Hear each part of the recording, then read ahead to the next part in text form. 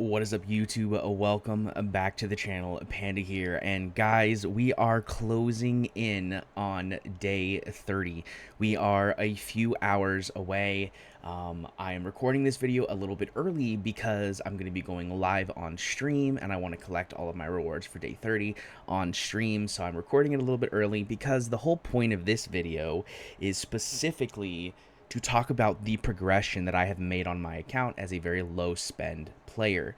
As you guys know, if you've watched my videos or you've seen me on stream, or in the conversation I had with Fastidious in our collaboration video, I am a relatively new player coming in on day 30, and I've made a lot of progress. Many people have said that I'm probably one of the most progressed accounts in the amount of time that I've been playing the game, and so I wanted to kind of do a quick check-in, and I feel like I'm going to do this pretty regularly, maybe once a month now that I'm at that 30 days. But of course, if I hit any really big milestones, I'll probably make an update video as well, just like I did for when I cleared all of my 18s as well as getting my first 19.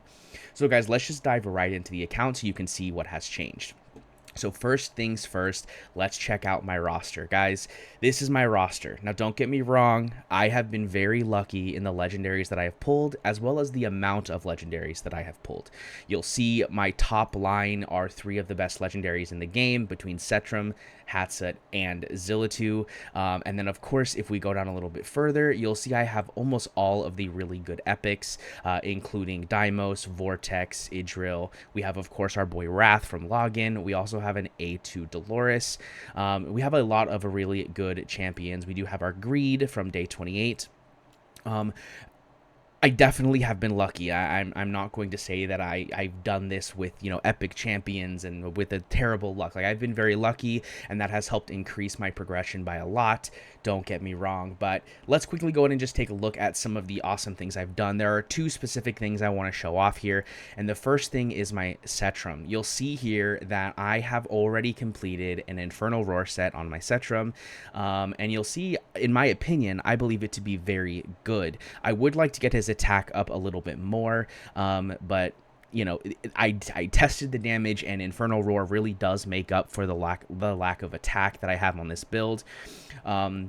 We have a pretty decent amount of speed. In case you didn't already know, his ultimate does scale his attack speed up. So the higher your attack speed starts, the sooner you'll reach the attack speed limit, which means the sooner you enter overloaded, which means you get that 70% damage increase. So not bad to have speed on him at all. In fact, for a while, I was even running an attack speed main on his amulet. So definitely not a bad decision.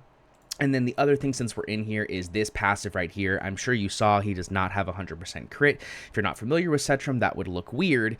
He has a stacking crit passive, so you want to get him to a decent amount of stacks in terms of crit so that he can crit while getting to this max cap. Of course, he kind of rotates through it. He stops attacking after his ultimate, so it falls off. But I have him at a pretty nice, hefty, almost 90% crit rate. Really, really nice, in my opinion. And then, of course, we have the 151% crit damage on top of the base 150. And I think the most important thing here is we have him in Infernal Roar. We've gotten some relatively good pieces. This is not the greatest piece in the world. I would have loved to have these be at least purple, but this gold attack speed stat is great for him.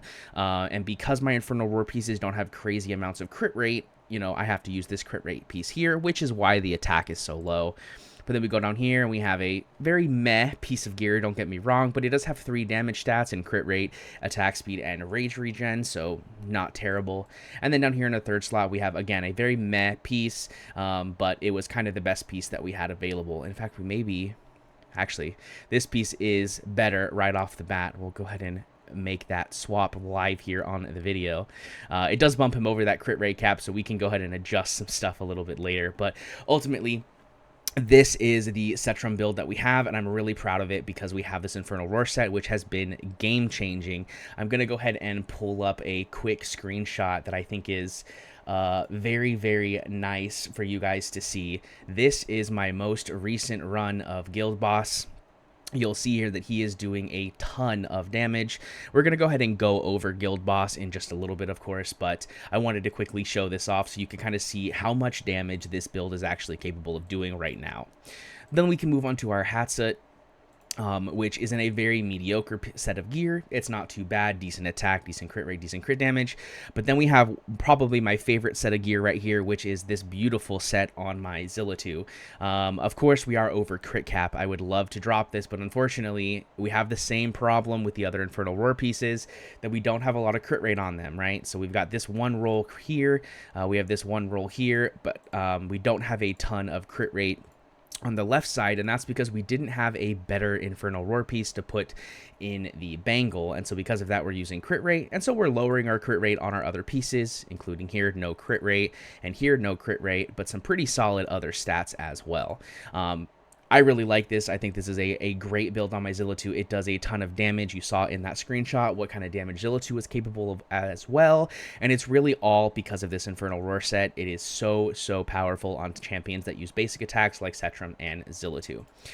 Those are kind of the two things I wanted to show off the most when it comes to gear. I do have some very good other pieces as well. You know, I have gotten very lucky in terms of my Infernal Roar pieces, my Soul Ball Arcana pieces, as well as some really good ancients, right? We've got this ancient here. We have this ancient here for when we eventually get, you know, a attack healer.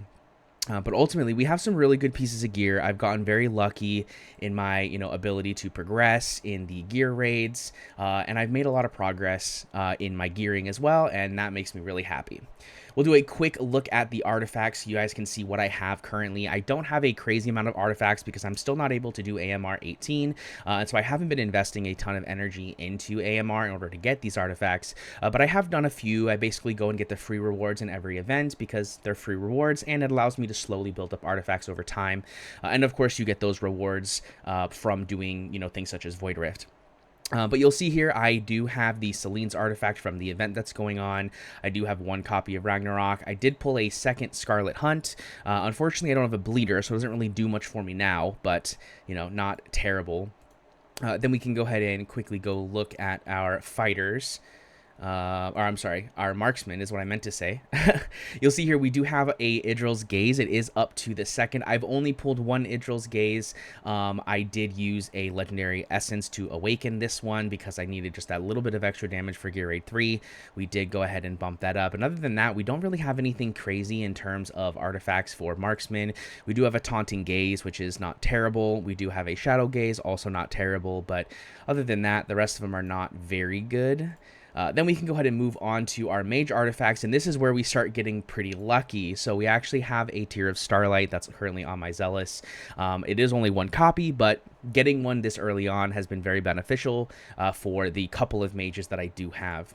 We also picked up a Book of Distortion, which in my opinion is actually a pretty good artifact for, you know, certain types of things, including people that you want to use their ultimate on pretty regularly or have very strong basic attacks such as Mari, Greed, etc.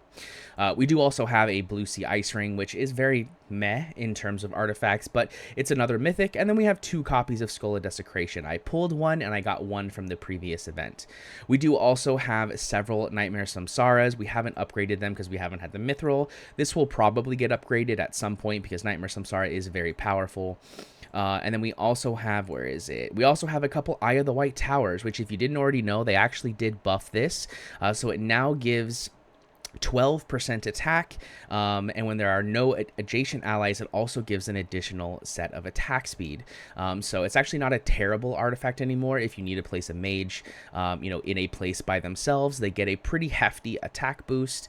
You know, if you look at, for example, in Ancestral Teachings, it's only 8% at base level, and of course that goes up. But even here at, you know, plus 16, it's 12%, which would technically make this at base level better than an Ancestral Teachings at plus 16 because you get the 12% as well as having the attack speed boost if they're by themselves. So definitely not a bad artifact. We can quickly go over our healing artifacts. Pretty much the big thing here is I've gotten 2 copies of Orb of Euphoria. It's been very phenomenal, especially on my Vortex. We do also have this Elysian Folios, which I haven't found too much use for, but I think will potentially be something that will be usable for me. We do have this Lantern of Radiance that's just been on my mid-on pretty much ever since I pulled it. And we do have a couple copies of Spirit Horn, which I'm very, very thankful for. And then last but not least, we have our tank artifacts. And I don't have anything to speak of here. We've got this North's Will. We've got a couple copies of it even, which has been very good for my Olog. It is probably the best legendary artifact for him until you can get something like an Olog's Wall. So it's been nice, but nothing really to speak of in that department. All right, guys, so let's quickly go over now where we are in all of our stuff. So I know you guys want to see the AMRs and you want to see the gear raid, so we'll talk about that. As I said before, I have not quite been able to clear artifact material raid on 18. The best we've gotten so far is about 30 to 35% on the boss before it kind of falls apart. So we're very close. I think I will probably clear it within the next few weeks, maybe making a couple more 6 stars like potentially Valkyra or Kineza or Volca, and I think that will give me the boost I need in order to clear it. So definitely exciting to get this done as soon as possible. In terms of gear raids, we're in kind of the same space we were before. We are on 18 in gear raid 1. We're close on 19, but we're lacking either one more really powerful mage or the ability to heal block, whether that's in the form of Lasir or in the form of Zealous's manuscripts or whatever the case is. If we get either a very strong mage or one of those abilities to block heal, we will have 19 cleared, I'm almost positive. So really close on that. Not super excited that we haven't gotten there yet, but it's a pretty good spot to be. In terms of Gear Raid 2, this is literally just waiting on A1 Volca, which I should have in about a week. I believe it's 5 days from now or 4 days from now, something like that. So I'm very excited about that. And once we get that, I mean, odds are I can probably push even to 20, because from what I understand, as long as you have a very powerful DPS, you can just kind of cheese your way through. And I do have a hat set that's built quite efficiently, in my opinion. So I think that we'll probably be able to clear, we'll for sure be able to clear 19 and potentially even be able to clear 20, which would be really cool. And then of course we have probably the best place that we have in the game so far, which is our Gear Raid 3 stage 19. I'm very excited about this. We got this about, I want to say about a week ago. And we have been farming the heck out of it, so much so that we have 3 bouillons, and you saw all the gear I had, all the ancients. Pretty much all of those ancients have come from stage 19. A few of them are from 18, but most of them are from 19. I've had very good luck in terms of my drops in raid, in gear. So very good. I love it. We've made a lot of progress. Then we can hop over to Faction Trial. And Faction Trial, I'm going to be honest, I haven't pushed a lot in, but I do feel like I've made some decent progress so far. We've cleared all the way up to the 7th stage in basic. I probably could clear the 8th stage, but because I have very little mages and because getting purples is not even very effective for me at the moment, since I still need blues, I haven't really bothered. And then in terms of all of these, you'll see I'm pretty much around 18 across the board. And then we have a couple here, like our Piercers and our Infernals, that are really high. Our Nightmare will probably punch up as well, because we do have quite a few Nightmare units. And then Cultists, we just pushed up just now, and we'll probably push up again the next time it comes around. And then Esotericist is probably my weakest one. I would like to be able to push this up just a touch more, and I'm hoping I can do so at reset tonight. We'll see. I don't have a lot of Esotericists built up, because I haven't really pulled too many of them, so I don't know if we'll make any progress here tonight, but I would really like to hit this 160 so I can get these 2 summons before the weekend, but we'll see what happens. And then last but not least, before we get into the real fun part, which is Guild Boss, is Tide. I've kept up on Tide. I mean, there's not real much to talk about it. I just released my Tide video the other day. Hopefully you guys checked it out. If not, please make sure to check it out. I'll leave a card up above so you can go check out my beginner's intro to guide. Give it a watch. Let me know if you learned anything new, or leave your comments down on that video of how I could do better in Tide. But so far we are doing pretty well. We're on stage 87 cleared, and tonight we'll get 88, 89, and 90. And at 90 we get another Epic Hero Soul Stone, which I'm really excited about. We also get this Epic Skill Crystal, which, to be honest, I might be more excited about than the Soul Stone, because you'll see I have 3 of these Soul Stones. So I'm probably more excited about getting the Epic Crystal and the Legendary Skill Dust. But either way, getting to 90 is going to be nice, which means we'll have 5 days after that to get to 105, where we will get that crystal here. And from what I understand, 5 million is the BP requirement in terms of that 105 stage, or maybe it was 110. So we're making pretty good progress in terms of our BP, because this is my BP without optimizing gear. Some of the champions I have in here don't even have gear on. So there's a good chance with a couple more talents and a little more gear, and probably making a couple 6-stars over this weekend, that will easily clear 5 million and hopefully fly through that 105 and maybe get up to even 115. We'll have to see what happens. Of course, I know that it's a pretty steep jump in power, but we'll see what happens.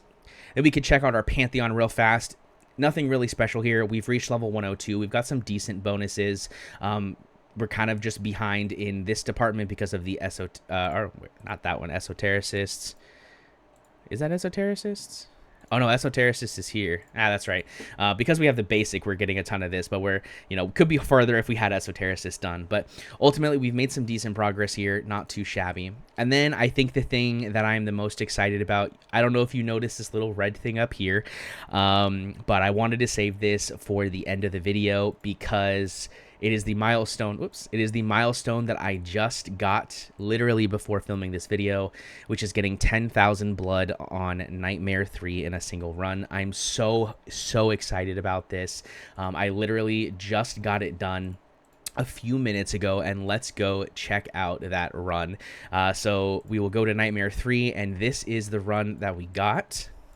You will see it right here, 10,389 blood, almost 19% of the boss health, and this is the team I'm using. So Dagna never touches the ground, Wrath touches the ground and gets removed right away, and then the rest of these boys are on the line. And again, we'll show this. I know I showed a screenshot of it earlier, but this is the full breakdown. So Setram doing a lot of damage, and even more damage than shown here, because from what I understand, the shield damage doesn't actually show on the damage stats because you're not actually dealing the damage to the boss, so it doesn't count towards the damage you've dealt towards the boss, which means that he is doing the most damage to the boss, but he's also probably, because of his passive, doing the most damage to the shield, which means he's probably doing, I mean, I don't want to say double because I don't think it's double, but probably doing another extra couple million at the minimum to those shields over the course of the fight. So definitely a very powerful hero. Getting him that Infernal Roar set has been very helpful. And also, this is my Zillatu doing really well as well. And I gotta say, guys, when Pyros joins my account in, I think about a week, we should be able to have our first copy. 20k is going to be a joke, in my opinion. We'll see what happens. I'm going to have to play with it. But realistically, with the amount of damage that these guys are doing right now without the 10% bonus, and then also without having Pyros to just, blow up their damage numbers, I'd be surprised if 20k is difficult for us, at least on Nightmare 3. But yeah, we're doing pretty well. I mean, I'm definitely excited about it. I think we've made a lot of really good progress, and I'm excited to keep pushing forward. I'll quickly show my Nightmare 4 run. It's not crazy, but I am pretty happy. I have one more screenshot that I want to show you guys, and that is right here.